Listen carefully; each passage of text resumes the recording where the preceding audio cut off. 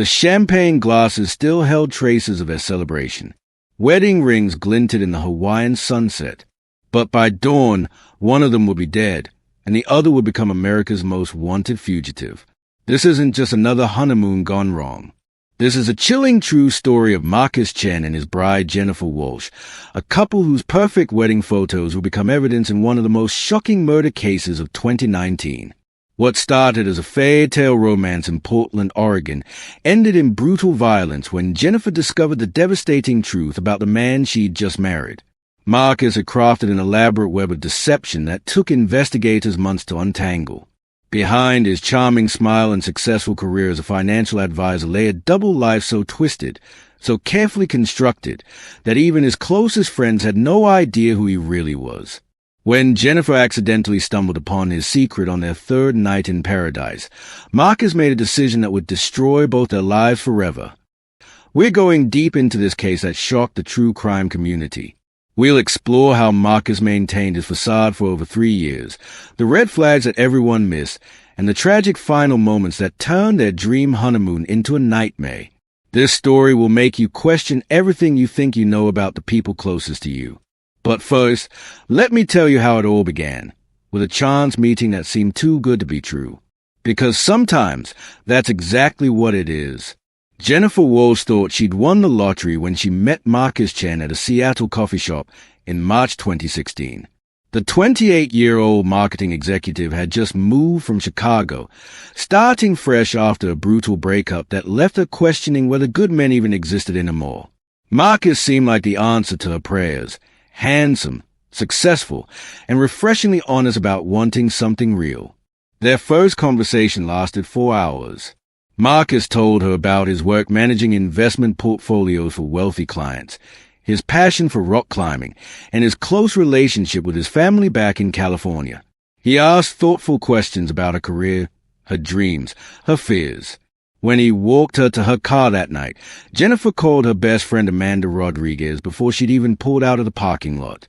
"I think I just met my husband," she whispered into the phone, still giddy from their connection.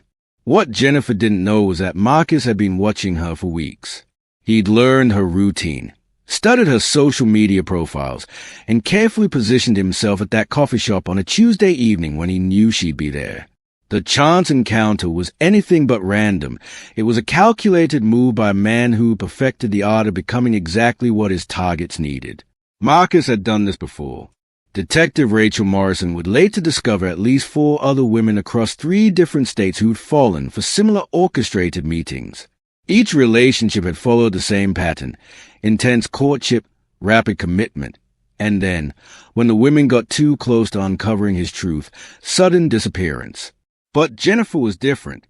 She had money, stability, and most importantly, she was geographically isolated from her support network back in Chicago. Marcus saw an opportunity for something bigger than his usual hit-and-run cons. He decided to play the long game. The early months were intoxicating. Marcus showered Jennifer with attention, expensive gifts, and grand romantic gestures that made her friends jealous. He flew her to Napa Valley for surprise weekend getaways, sent flowers to her office with handwritten notes, and talked openly about their future together. When Jennifer's mother visited from Illinois, Marcus charmed her completely, spending hours discussing her favorite novels and promising to take good care of her daughter. "It's too good to be true," Amanda warned during one of their girls' nights out. "Guys like that don't exist in real life." Jennifer laughed off her friend's concerns. She'd been hurt before, sure, but Marcus felt different. He was vulnerable with her, sharing stories about his difficult childhood and his struggles with anxiety. He seemed genuinely interested in building something lasting. When he suggested they move in together after 8 months of dating, Jennifer didn't hesitate. That was her first mistake. The red flag started small. Marcus received mysterious phone calls that he'd take in private, always claiming they were work-related. His family visits to California were always solo trips. He said his parents were old-fashioned and wanted to meet Jennifer properly when they got engaged. His financial advisor clients were remarkably flexible, never seeming to require face-to-face meetings or regular office hours. Jennifer's questions were met with reasonable explanations and gentle deflection. Marcus was skilled at making her feel guilty for doubting him, turning her concerns into proof of her own insecurities. He'd pull her close, kiss her forehead, and remind her that trust was the foundation of any healthy relationship. But late at night, when Marcus thought she was sleeping, Jennifer would catch glimpses of another person entirely. The mask would slip just slightly, a cold expression while checking his phone, a flash of irritation when she asked about his day, a calculation in his eyes that made her stomach turn. She told herself she was being paranoid.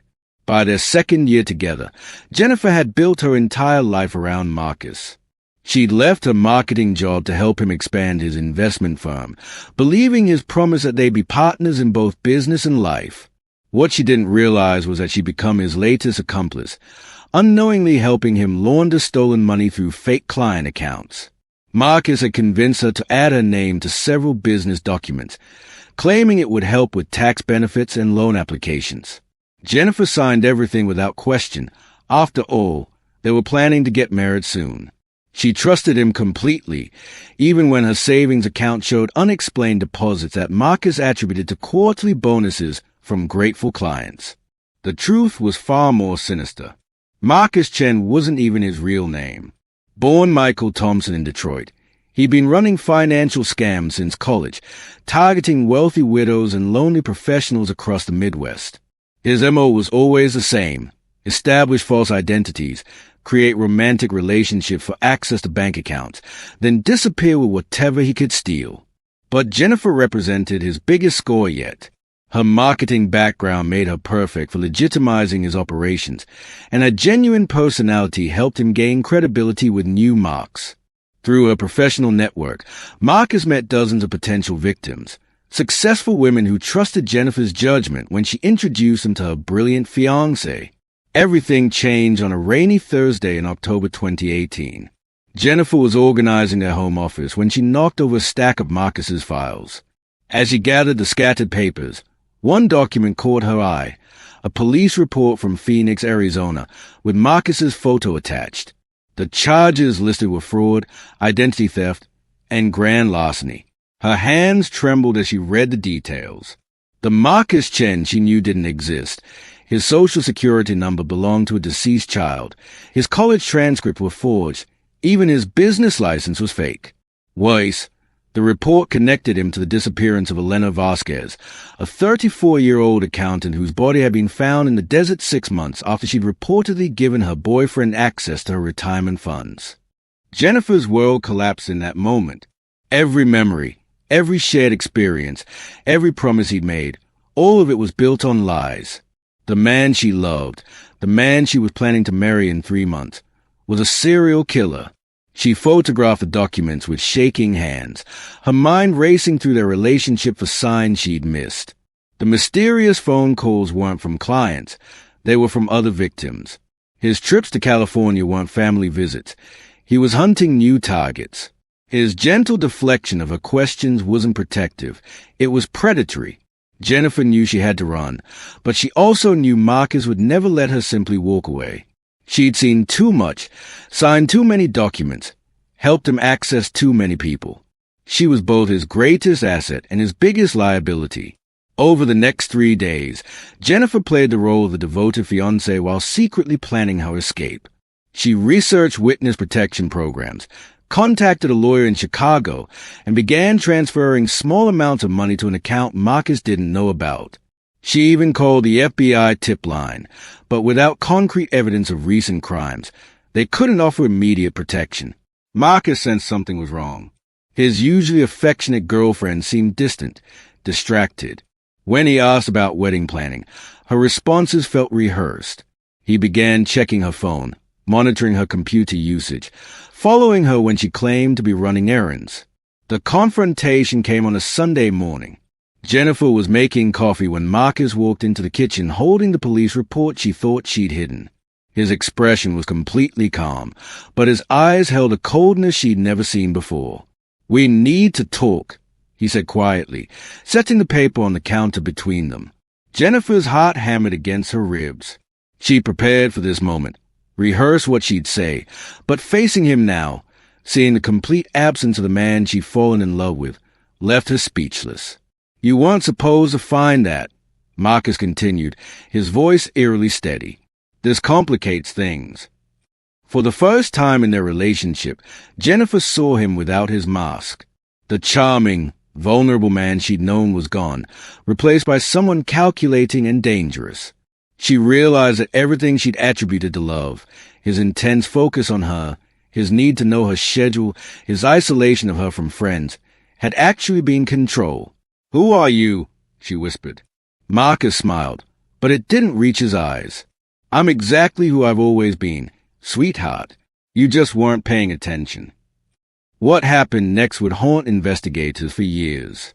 Instead of killing Jennifer immediately, Marcus made a chilling decision that revealed the full extent of his psychological manipulation.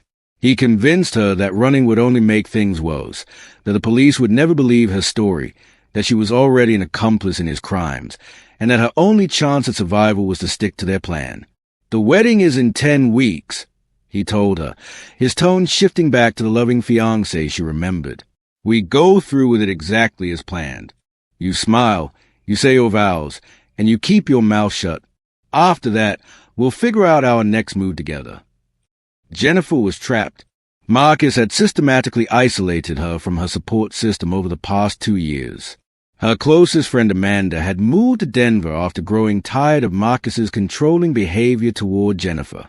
Her family back in Chicago barely heard from her anymore, thanks to Marcus's subtle discouragement of those relationships. Her professional network was now compromised since Marcus had used those connections for his schemes. Once, Jennifer realized that Marcus was right about one thing. She had unknowingly become complicit in his operations. Her signatures were on fraudulent documents. Her bank account had processed suspicious transactions, and she'd personally introduced him to at least 6 women who'd later reported financial losses. Any prosecutor looking at the evidence would see her as either a willing participant or criminally naive. Marcus spent the following weeks reinforcing his psychological hold over her. He alternated between loving reassurance and subtle threats, reminding her constantly that they were in this together and that betraying him would destroy them both. He monitored her communications, controlled their finances, and never left her alone long enough to seek help. The wedding took place on December 15th, 2018, at an elegant vineyard outside Portland. To everyone in attendance, Jennifer looked radiant in her white dress, though close observers might have noticed how tightly she gripped a bouquet and how her smile never quite reached her eyes. Marcus played his part perfectly, the devoted groom who couldn't take his eyes off his bride. Jennifer's maid of honor, her cousin Kelly Patterson from Sacramento, later told investigators that something felt off about the entire ceremony. Jennifer seemed like she was sleepwalking through her own wedding, Kelly recalled. When I tried to talk to her privately, Marcus was always right there, finishing her sentences or steering the conversation away from anything personal. The reception was a masterclass in Marcus's manipulation skills. He gave a heartfelt toast about finding his soulmate, charmed Jennifer's elderly relatives with stories about their courtship, and danced with her like a man truly in love. Several guests commented on what a perfect couple they made, how lucky Jennifer was to find someone so devoted. But Marcus had already made his decision. The honeymoon in Maui wasn't a celebration, it was an execution plan. He'd chosen Hawaii specifically because it would be easier to make Jennifer's death look accidental. The isolated beaches, dangerous hiking trails, and unpredictable ocean currents provided multiple opportunities for what authorities would initially classify as a tragic mishap. Jennifer sensed the danger. During their flight to Honolulu, she tried one last desperate gambit, slipping a note to a flight attendant asking for help. The note read, "My new husband is not who he claims to be. I'm scared he's going to hurt me. Please contact FBI agent Patricia Hoffman in Seattle." The flight attendant, following protocol, reported the incident to airport security upon landing. But by the time authorities tried to locate the couple, Marcus had already changed their hotel reservation and rental car arrangement. He'd anticipated that Jennifer might try something desperate and had backup plans in place. Their first 2 days in paradise were a careful dance of pretense and terror.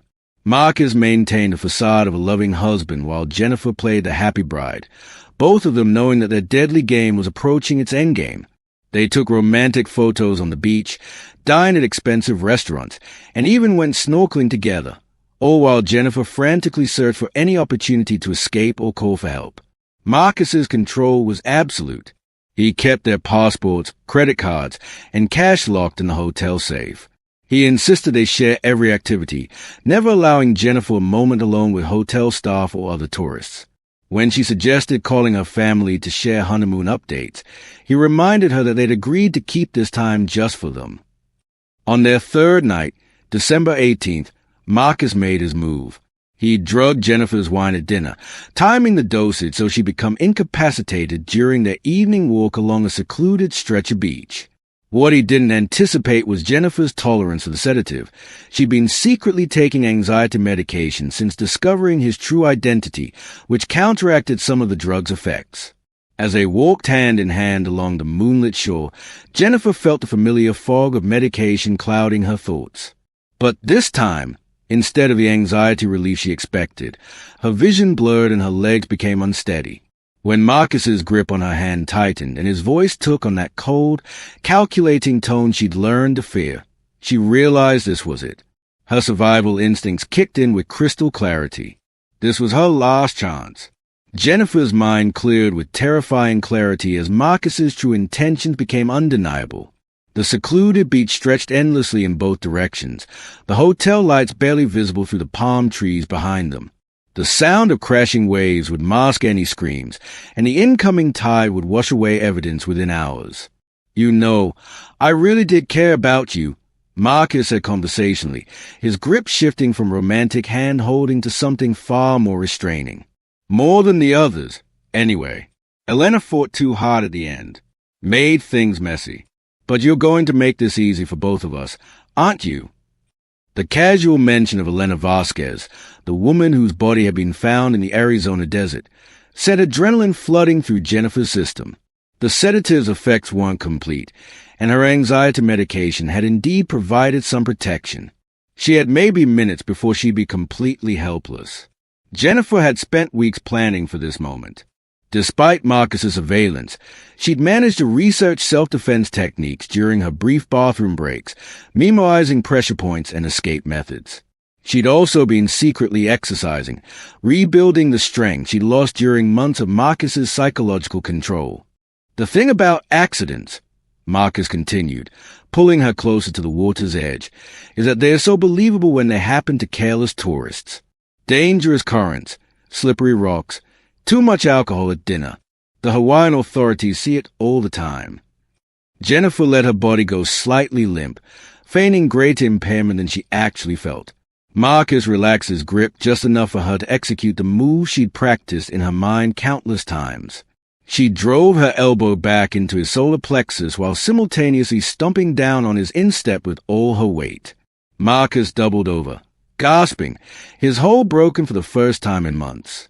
Jennifer didn't hesitate. She ran toward the hotel, screaming for help at the top of her lungs. But the beach was longer than she'd estimated, and the sand slowed her progress. Behind her, she could hear Marcus recovering, his breath coming in angry huffs as he gave chase.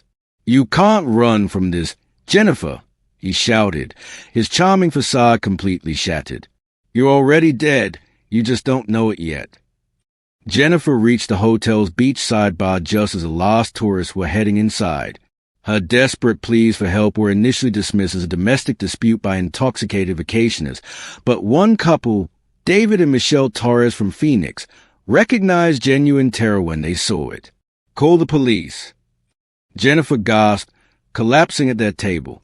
"My husband is trying to kill me. He's not who he says he is." David Torres, a retired police detective, immediately recognized the signs of someone in mortal danger. He positioned himself between Jennifer and the beach while his wife Michelle called 911 from her cell phone. Within minutes, Marcus appeared at the edge of the bar's lighting, his hair disheveled and his clothing sandy from their struggle. "Honey, there you are," Marcus called out, instantly switching back to his concerned husband persona. "You wandered off and I was worried sick. Too much wine at dinner, I think." But Detective Torres wasn't fooled. He'd seen predators before, and Marcus's performance was too polished, too practiced.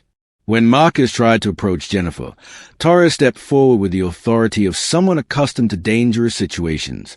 "Sir, I need you to stay right there until the authorities arrive," Torres commanded. "Your wife has made some serious allegations, and we're going to let professionals sort this out." Marcus's mask slipped again. For just a moment, pure rage flashed across his features before he regained control. "This is ridiculous," he said, but his voice carried an edge of desperation. "Jennifer has anxiety issues.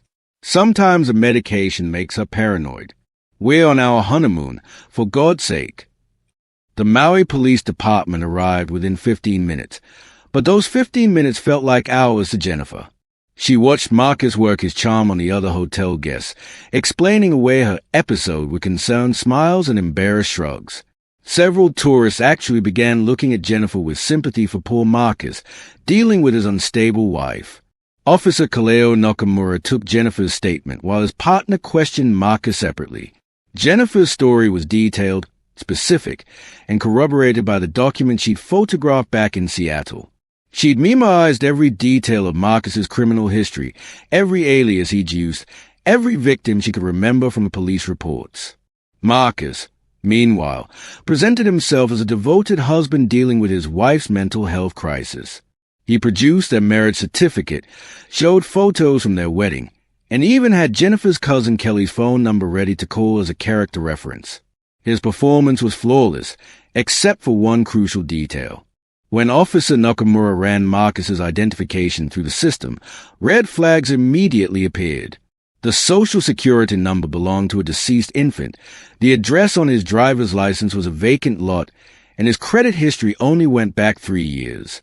Most damning of all, his fingerprints matched those found at Elena Vasquez's apartment in Phoenix. As the handcuffs clicked around Marcus's wrists, his composure finally cracked completely. "You have no idea what you've done," he hissed at Jennifer, his voice filled with venom. "I know people who will finish what I started. You'll never be safe." Jennifer watched the tormentor being led away, but she felt no relief. She knew Marcus too well. His threats weren't empty bluster, even from prison. He had connections, resources, and most importantly, an obsessive need to maintain control over his victims. The nightmare was far from over. Jennifer's rescue was just the beginning. Over the following weeks, as FBI investigators dug deeper into Marcus's true identity, they uncovered a criminal enterprise that spanned over a decade and stretched across multiple states. What started as a simple case of identity theft evolved into one of the most complex serial fraud and murder investigations in recent history. Agent Patricia Hoffman, the same FBI agent Jennifer had mentioned in a desperate airplane note, took lead on the case. Hoffman's team discovered that Michael Thompson had been operating under at least 12 different identities since 2008, each one carefully crafted to target specific demographics of victims. The Marcus Chen persona was just his latest and most sophisticated creation. The evidence was staggering. Thompson had maintained apartments in 7 different cities, each furnished with props and documents supporting different fake identities. In Phoenix, he was Dr. Marcus Rodriguez, a grief counselor who specialized in helping wealthy widows process their loss. In Denver, he was Mark Christopher, a tech entrepreneur looking for investors for his revolutionary app. In Dallas, he was Matthew Collins, a recently divorced oil executive starting fresh. Each identity came with its own wardrobe, personality traits, and backstory. Thompson had spent years perfecting his psychological profiles, studying what made each type of victim vulnerable. He knew exactly which buttons to push, which insecurities to exploit, and which dreams to promise. The body count was horrifying. Besides Elena Vasquez in Arizona, investigators connected Thompson to at least 6 other suspicious deaths across 4 states. Patricia Hernandez, a 42-year-old real estate agent in Colorado, had supposedly died in a hiking accident after transferring $200,000 to her boyfriend's investment account. Linda Kim, a 38-year-old pharmacist in Texas, had drowned in her own swimming pool just days after adding her boyfriend to her life insurance policy. Each death had been ruled accidental or natural causes at the time, but when viewed together, a clear pattern emerged. Thompson would court his victims for months or even years, gradually gaining access to their finances and social circles. When they either became suspicious or had served their purpose, they would die in seemingly random accidents that left no obvious evidence of foul play. The investigation revealed Thompson's most chilling trait, his ability to genuinely mourn his victims while simultaneously planning their deaths. Hotel security footage from Dallas showed him crying real tears at Patricia Hernandez's funeral, comforting her grieving family members with apparent sincerity. He attended Linda Kim's memorial service in the same suit he'd worn on their first date, delivering a heartfelt eulogy that left mourners convinced he was devastated by her loss. Dr. Rebecca Martinez, a criminal psychologist consulted on the case, explained Thompson's pathology to the investigation team. He is not a typical sociopath, she noted. He genuinely forms emotional attachments to his victims, which makes him even more dangerous. He loves them right up until the moment he kills them, and in his mind, the murder is almost an act of mercy, saving them from the pain of discovering his true nature. This psychological profile explained why Jennifer's case was different. Thompson had become more attached to her than any previous victim, viewing her as a true partner rather than just another mark. Her intelligence and professional skills had made her useful to his operations, but they'd also made her more dangerous when she learned the truth. Prison interviews revealed Thompson's twisted justification for his crimes. He insisted that his victims had been happier during their time with him than they'd been in years, that he'd given them love and excitement they'd never experienced before. In his warped worldview, he was providing a service, and their deaths were simply the price of their happiness. The financial scope of his crimes was equally staggering. Forensic accountants traced over $3.2 million in stolen assets, money that had been laundered through shell companies, cryptocurrency exchanges, and offshore accounts. Thompson had used his victim professional networks to access even more targets, creating a web of fraud that affected hundreds of people across multiple industries. Jennifer's unwitting role in these operations haunted her recovery. She'd introduced Thompson to her former colleague Rachel Park, who'd lost her entire retirement savings to one of his fake investment schemes. She'd vouched for him to her neighbor's daughter, who'd narrowly escaped becoming his next victim. The guilt was overwhelming, even though she'd been manipulated as thoroughly as anyone else. The legal proceedings dragged on for months. Thompson's defense team argued that he suffered from multiple personality disorder, claiming that each identity was a separate entity responsible for different crimes. They painted him as a victim of childhood trauma who had dissociated from reality rather than a calculated predator who had chosen his path. But the evidence was too overwhelming. The detailed planning, the careful research of each victim, the sophisticated financial schemes, all of it pointed to a man who knew exactly what he was doing. The jury deliberated for less than 4 hours before returning guilty verdicts on 7 counts of first-degree murder, 18 counts of fraud, and dozens of related charges. At his sentencing hearing, Thompson finally dropped his mask completely. He stared directly at Jennifer, who had flown back from her new life in witness protection to testify, and delivered a chilling final statement. "You think this ends with me going to prison? You think you're safe now? I had 3 years to study you, to learn everything about you. I know how you think, how you react, what scares you most. Prison is just another stage, and this story isn't over." The judge sentenced Michael Thompson to life in prison without the possibility of parole, but his words left everyone in the courtroom with an uncomfortable question. How do you truly escape from someone who has made destroying you his life's work? Today, Michael Thompson sits in ADX Florence, the supermax prison in Colorado known as the Alcatraz of the Rockies. He is serving 7 consecutive life sentences, locked in solitary confinement for 23 hours a day. But even behind those walls, his story continues to impact lives in ways that investigators are still discovering. Jennifer Walsh changed her name and disappeared into witness protection, but her courage in speaking out led to a breakthrough that saved countless future victims. Her testimony helped the FBI develop new protocols for identifying romance scammers and serial predators who exploit online dating platforms. The Thompson method is now taught at criminal justice academies across the country as a case study in long-term psychological manipulation. 3 more of Thompson's victims have been identified since his conviction, bringing his confirmed kill count to 10. Cold case units in 12 states have reopened suspicious deaths dating back to 2005, looking for his signature patterns of financial exploitation followed by convenient accidents. The investigation remains active, with new evidence surfacing regularly as authorities continue to decode his extensive records. Perhaps most disturbing, Thompson wasn't working alone. FBI profilers believe he was part of a larger network of predators who shared tactics, victim information, and even helped create false identities for each other. Several arrests have been made in connection with this network, but authorities suspect many more conspirators remain at large. The psychological toll on survivors extends far beyond the immediate victims. Rachel Park, Jennifer's former colleague who lost her life savings, still struggles with trust issues 5 years later. The families of Thompson's murder victims continue to grapple with the knowledge that their loved ones' final months were built on lies. Even the hotel guests who witnessed Jennifer's rescue that night in Maui report lasting anxiety about trusting strangers. Dr. Rebecca Martinez, the criminal psychologist who analyzed Thompson's behavior, warns that his case represents a new evolution in predatory crime. Traditional serial killers typically escalate quickly from fantasy to violence, she explains. But Thompson demonstrates how modern technology and social media enable predators to maintain multiple long-term deceptions simultaneously. He's not an aberration. He's a preview of what law enforcement will face increasingly in the digital age. The red flags were always there, but Thompson's genius lay in making his victim complicit in ignoring them. He understood that people want to believe in love, in second chances, in the possibility that someone perfect could walk into their lives.